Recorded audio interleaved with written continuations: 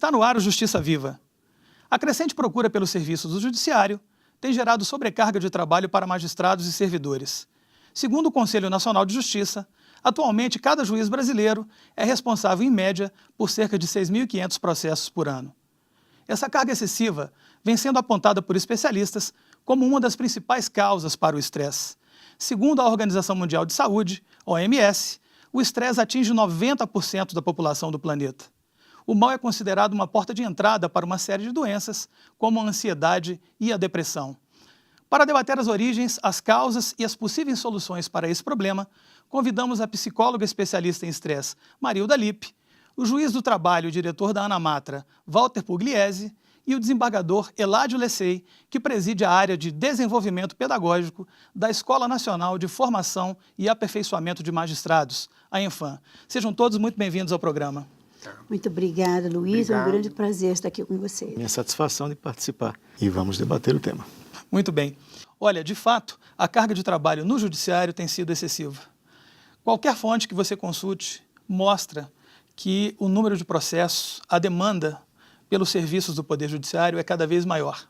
Na avaliação da senhora e dos senhores, como é que nós chegamos a essa situação? Quais são as causas do estresse entre magistrados e servidores? A situação é bastante comprometedora em que o nível de estresse de magistrados e também de servidores é muito acima daquilo que seria tolerável. Chega num ponto de ser realmente um fator de risco para doenças físicas e doenças mentais. Agora, sinceramente, não é só a sobrecarga de trabalho que está influenciando nesse nível altíssimo de estresse.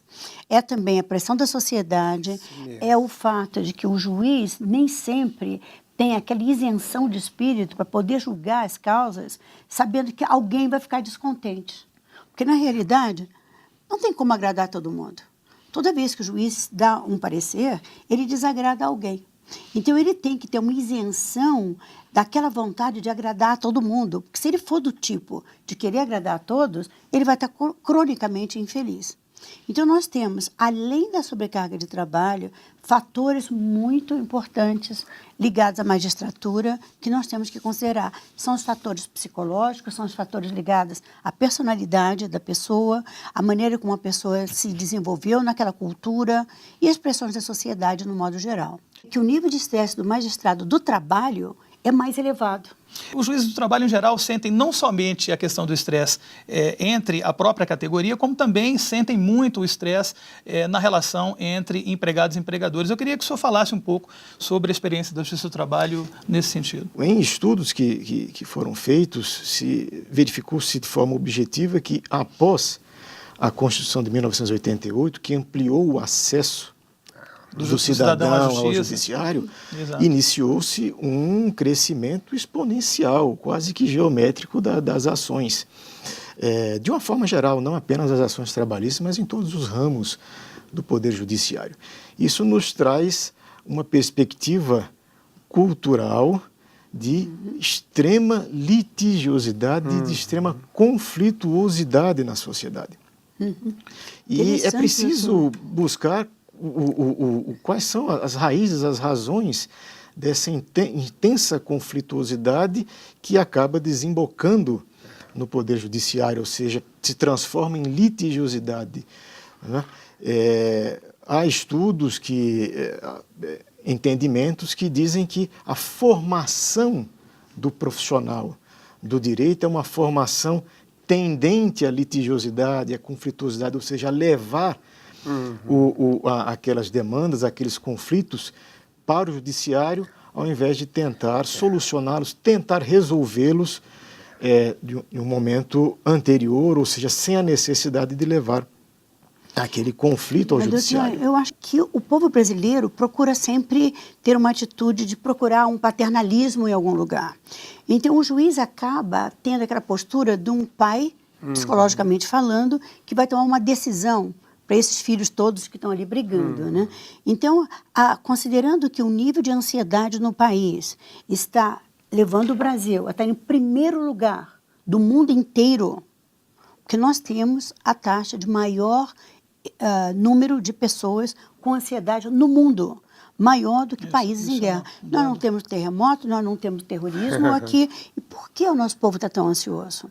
E eu acho que essa ansiedade também leva à busca de uma figura paternal que possa tomar uma atitude ali e decidir pelos filhos, né? Vamos resolver esse Eu esse costumo litígio. até usar essa expressão, o judiciário, de uma forma geral, acaba sendo uma caixa de ressonância de todos esses conflitos que ocorrem na sociedade. Exatamente. No ramo trabalhista, nós vemos isso de uma forma muito clara, porque é um ramo que busca justamente equilibrar uma relação que é naturalmente, da sua própria essência, conflituosa, que é a relação entre capital e trabalho. Está correto. Doutora Marilda, a senhora lançou recentemente um livro escrito a 4 mãos com o ministro Og Fernandes, do Superior Tribunal de Justiça.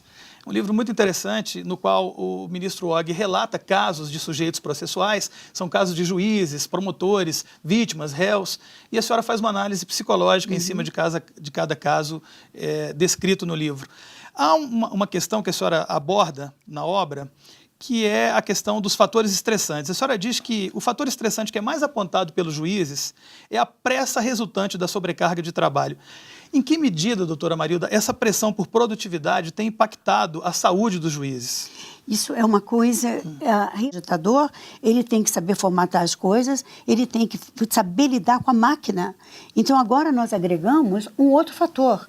Não é só o fator interpessoal, é o fator homem-máquina. E tudo isso economizando tempo e tempo e tempo, de modo que o juiz não tem mais como olhar nos olhos das pessoas, ele não tem tempo de se relacionar com as pessoas que estão ali trabalhando com ele, com os outros servidores, porque ele tem que dar conta de tudo aquilo. Então, o que acontece? É uma mecanização do trabalho do juiz. Foi uma virada, realmente, a questão da virtualização dos processos. O chamado hoje, nós temos o processo judicial eletrônico. Não se trabalha mais com papel, ou se trabalha aqueles processos antigos que ainda estão tramitando. Na vara na qual eu atuo, a 4ª Vara do Trabalho de Maceió, todos os novos processos, há cerca de mais ou menos 3 anos, todos eles são virtuais. Um processo que não se volta mais, e não se questiona.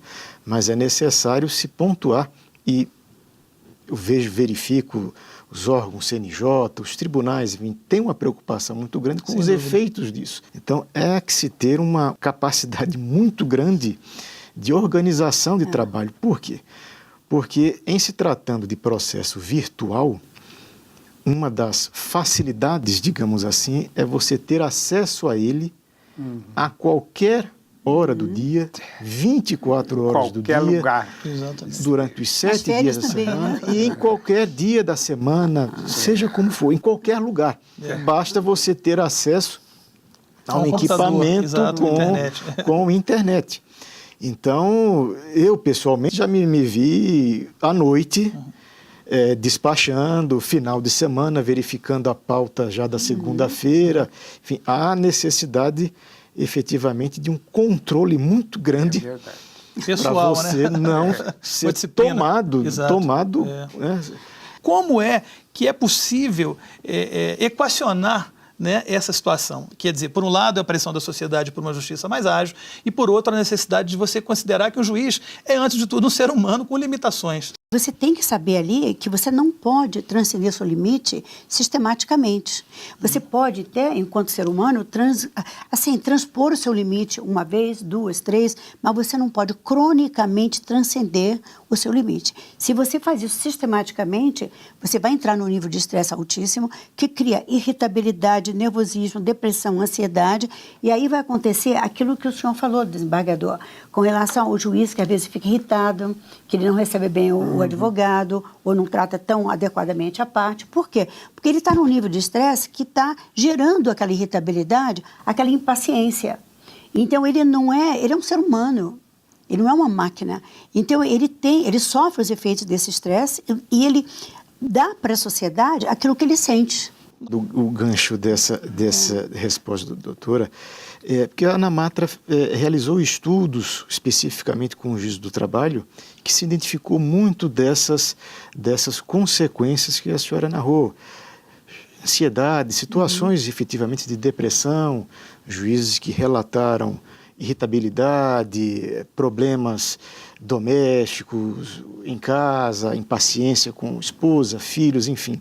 Seria possível fazer um trabalho de prevenção em relação a O isso? ideal, na realidade, doutor, seria um trabalho de prevenção. Qualquer problema de saúde física ou mental teria como uma solução a prevenção da sua ocorrência.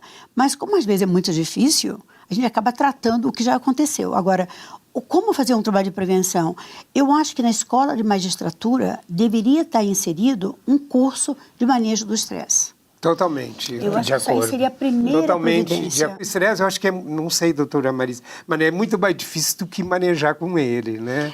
Não, nós não podemos impedir de desafios ocorrerem na nossa vida, mas nós podemos desenvolver estratégias de manejo de modo que, na frente de um desafio, a nossa resposta emocional seja mais adequada. A senhora até desenvolve um conceito no livro que é o conceito de resiliência, né, que diz exatamente Sim, sobre isso. sim. Cada indivíduo tem uma forma distinta de lidar com as pressões e com as consequências do estresse, né, doutora Marilda? E quem não aprendeu de infância pode aprender. Existe um tratamento chamado treino psicológico de controle do estresse. Ele é um trabalho feito em 12 sessões em que a pessoa pode aprender estratégias de enfrentamento.